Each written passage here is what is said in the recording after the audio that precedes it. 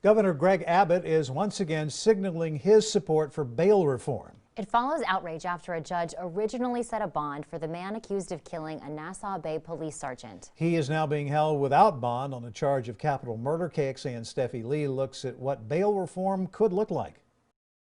21-year-old Tavares Dwayne Henderson was arrested after allegedly running down Nassau Bay Police Sergeant Kayla Sullivan. A judge initially set his bond at $150,000 before it was revoked when his charge was upgraded to capital murder. Governor Greg Abbott said on Twitter there should be no bail in these situations, and he also plans to propose this law next session. The law already allows for people who are charged with capital murder to be held without bond. The law allows for people who are accused of a felony while they're out on bond for another felony to be held without bond.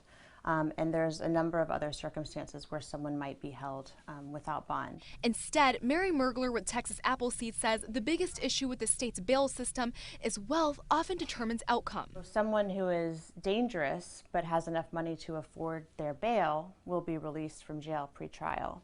On the other hand, someone who is low risk and poses no threat to public safety, but who has no money for bail is going to be held in jail until their trial. We just do one thing well, that is to get people out of jail and get them to come to court. Ken Good, who represents the bail industry, says the ultimate goal should be accountability. Always helps for the judges to have more information to know someone's criminal history when they're sitting bail. There's no specific proposal over what Governor Abbott is showing support for, but he plans to work with lawmakers over the next year before they meet again in 2021. Steffi Lee, KXAN News.